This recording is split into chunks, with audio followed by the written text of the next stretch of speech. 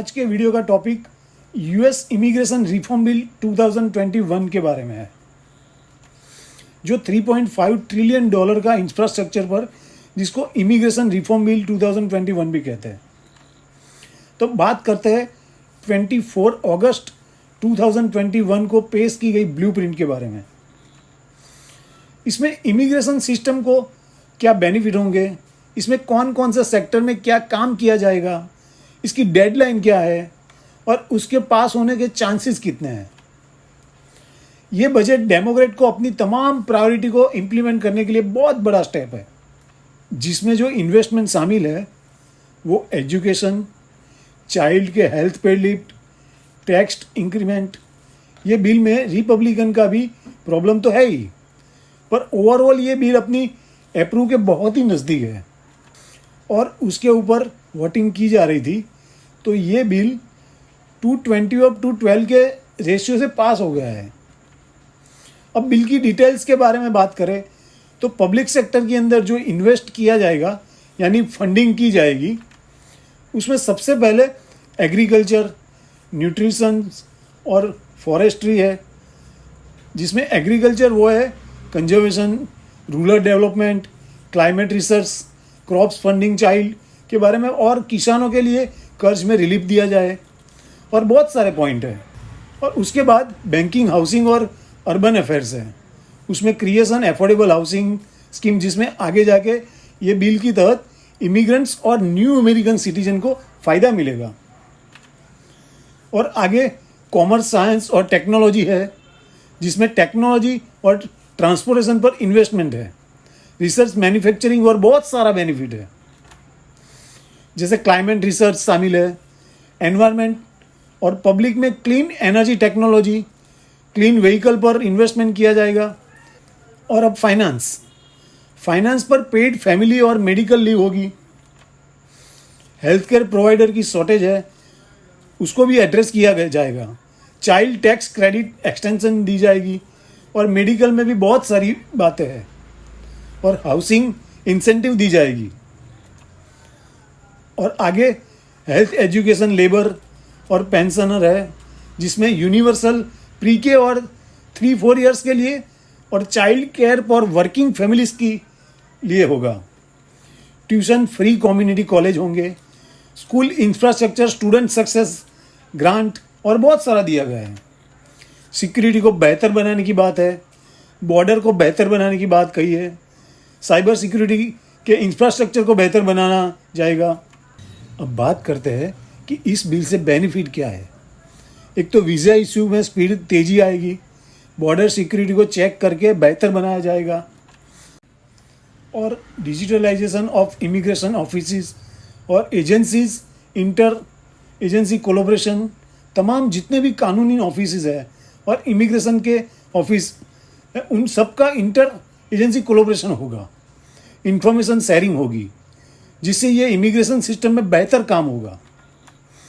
Dream Act है, No Ban Act है, no Muslim ban है, pathway to citizenship for 1 million undocumented residents including DACA, farm workers, TPS holders, marriage based immigration होगी, जिसकी annual limit 1,20,000 होगी।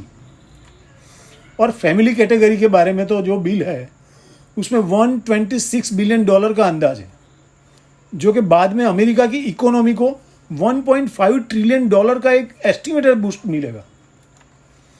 इस bill में इसके साथ ये भी इजाज़त दी जाएगी USCIS, NVC, DHS, state department, इन सब में नए एम्प्लॉयज़ की हायरिंग होगी, क्योंकि आगे चल के जो बैकलॉग है उसको काबू कर सकें, काम की रफ्तार को तेज करने में आसानी होगी। अब मेन पॉइंट यह है कि रिकैप्चरिंग वीज़ा, जो 1992 से 2021 तक तमाम वीज़ा रिकैप्चरिंग करने की सलाह दी गई है, और एक ख़ास बात की वेट टाइम को रिड्यूस किया जाएगा। और एक वी नॉन इमिग्रेशन वीज़ा जो है वो F1 कैटेगरी से लेकर F3 कैटेगरी तक के लिए होगा, जिसमें वो लोग ये वी नॉन इमिग्रेशन वीज़ा लेकर अमेरिका जाकर अपनी फैमिली के साथ रह सकते हैं और काम भी कर सकते हैं।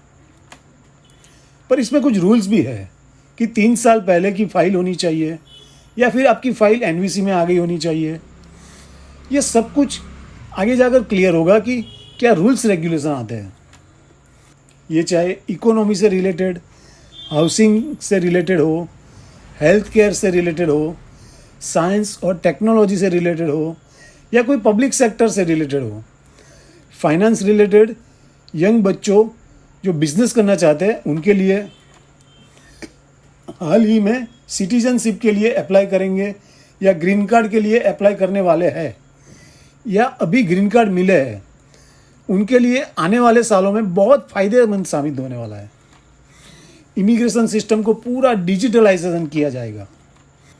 ये बिल की डेडलाइन 15 सितंबर 2021 की दी गई है, जिसमें तमाम पब्लिक सेक्टर से रिलेटेड जो सब कम्युनिटी है उनको मेंबर्स जो है वो इस बिल को एक लेजिस्लेटिव एक्शन और लेजिस्लेटिव राइटिंग के अंदर एक बिल की सूरत में पेश करने की कोशिश कर रहे हैं। ऐसे तो इसमें बहुत सारे चेंजेस अलग अलग कैटेगरी में किए जाने वाले हैं। ये 1117 पेजेस का बिल था और कैसे भी करके 15 सितंबर 2021 के पहले ये बिल अप्रूवल हो जाए, उसके लिए उनको सेनेट में ज़्यादा कोशिश करने की ज़रूरत नहीं है, क्योंकि उसके पर टाइम की कमी की वजह से बहुत लिमिटेड किस्म की बहस हो पाएगी, क्योंकि उसको 15 सितंबर तक का टाइम दिया गया है कि वहाँ तक अपने तमाम पब्लिक सेक्टर के जो पीसी है हर एक को लेजिस्लेटिव के मुताबिक एक कंबाइंड पीस की सूरत में पेश किया जाए, जो कि डिबेट के लिए सिंगल बिल के रूप में पेश किया जाएगा। तो उसके बाद ये बिल जाएगा मिस्टर प्रेसिडेंट के पास, वो उनको चेक करेंगे और उनका साइन करेंगे, और उनके साइन करने के बाद ये बिल को भेजा जाएगा लॉ क्रिएट करने के लिए, जिसमें फेडरल रजिस्ट्रार उसमें साइन करेगा, एक पब्लिक लॉ का नंबर, और उसके बाद गवर्नमेंट का जो प्रिंटिंग ऑफिस है वो उनकी कॉपी को प्रिंट करेगा। बाद में उसको ऑर्गेनिक किया जाएगा और उसके बाद कोडिफाइड कर दिया जाएगा। हर एक पब्लिक सेक्टर से रिलेटेड कोड के हिसाब से उस पर पब्लिक सेक्टर में ऐड किया जाएगा और फिर से अलग अलग बिल के सूरत में हो जाएगा। और दोस्तों 15 सितंबर 2021 के बाद इसकी फाइनल कॉपी आएगी, तो उसके ऊपर से आपको ज़्यादा जानकारी देने की कोशिश करेंगे। तो हाँ दोस्तों, फिर मिलेंगे और एक नए वीडियो के साथ, और मेरे वीडियो को ज़रूर लाइक करना और सब्सक्राइब करके बेल बटन दबाना मत भूलना।